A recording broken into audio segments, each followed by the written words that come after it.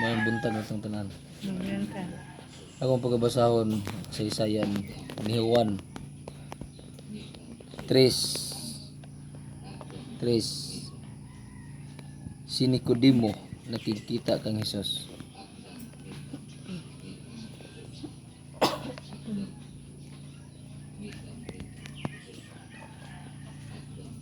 May usa ka pangulo sa mga Hudyo nga ginganlag Nicodemo nga usa ka sakop sa pundok sa mga Parisiyo. Usa ka gabii niana miadto siya kang Hesus ug miingon kaniya, Rabi, nasayod kami nga ikaw usa ka magtutudlo nga pinadala sa Dios. Walay tawo nga makahimo sa mga milagro nga imong gipamuhat gawas kun ang Dios mag-uban kaniya. Si Jesus mitubag, sultihan ko ikaw, walay makakita sa gingharian sa Dios gawas kun siya mataw pag-usab.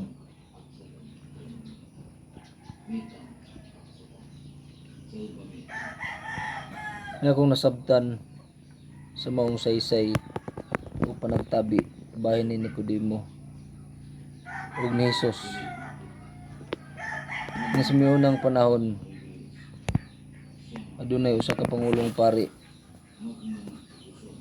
nga nakuryoso sa gibuhat ni Jesus ug nakita niya ang mga milagro nga gibuhat ni Jesus ug niyang natimbang-timbang sa iyang kaugalingon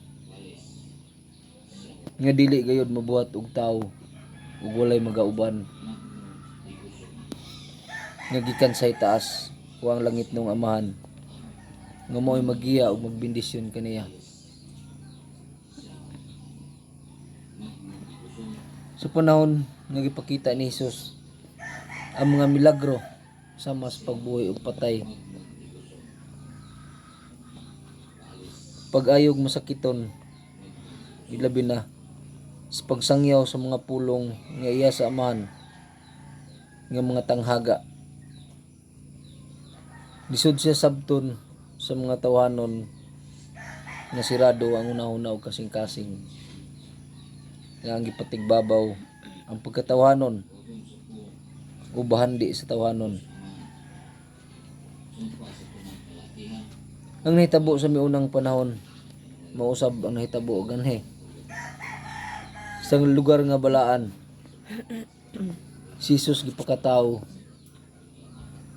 sa amahan pinagi sa iyang inahan nga tawhanon nga si Maria. Siya ang giila kanato nga nagluwas sa ato mga sala. Siya ang nagtabang kanato aron makita nato ang gingharian sa amahan. Makita nato ug unsa ang gingharian sa langit. Ang nahitabo sa miuna nahitabo usab dinhi karon sa lugar nga balaan. Dinhi usab nagpakatawo ang amahan aron pagtabang sa mga masakiton ug pagpamata sa mga katawhan. 5 kagatos ka tuig ang nahitabo sa miunang panahon kang Hesus sa iyang pagbiya sa iyang mga tawo, sa iyang mga pinili, hantod nga gilimbungan kita sa mga pari nga naulipon sa salapi. Ang tanan ng mga mensahe sa miunang panahon sa kang Hesus, wala nila ihatag ang tanan, wala nila ipagawas ang tanan, kundili ila lamang gihugpit ang mga mensahe nga dili sila maigo. Ila lamang gipili ang lugar nga pabor sa kanila sa nagsangyaw o sa mga pari karon nga nagbuhat og dili maayo. Limaan kagatos katuig kapin nakitang gilimbungan sa mga pari karon. Huwatong sabton sa miunang panahon sa kang Hesus sa pagbunyag walay salapi, sa pagtabang og mga masakiton walay salapi, sa pagbuhi og patay walay salapi. Apan karon ang mga gibuhat sa mga tawanon nga ilang giangkon nga sila nagkupot sa nga ni Kristo, pulos salapi ang tumoy sa ilang gipangbuhat. Sama sa mga kaparian karon salapi mo gipatigbabaw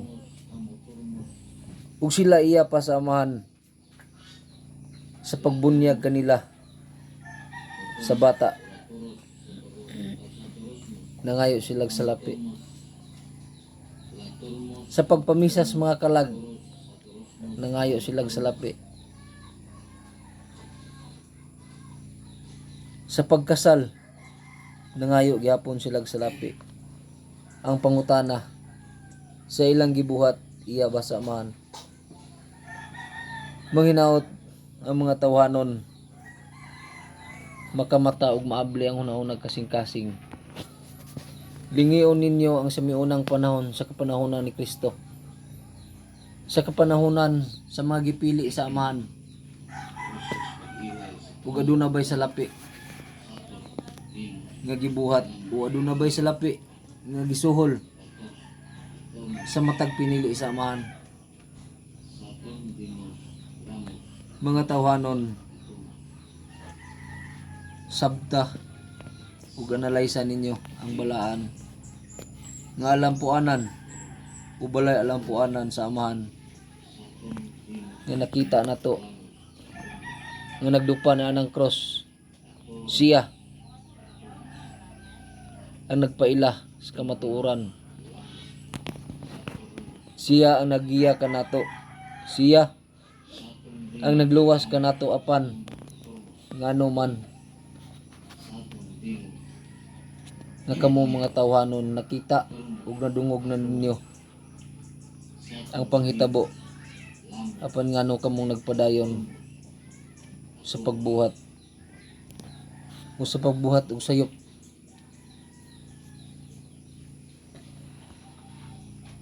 Muna nabot ang saktong panahon nagpakatawa ang amahan sa lawas ni Jerome. Lisod tuhuan sa tawhanon, kaya ang tawhanon ug pasabton gahig-o. Lisod pasabton ay ang tawhanon mubarog sa iyang pagkatawhanon, suberbiyo, magpainsakto. Apan kung atong tugyaron ang nahitabo sa miuna og karon ulay kalahian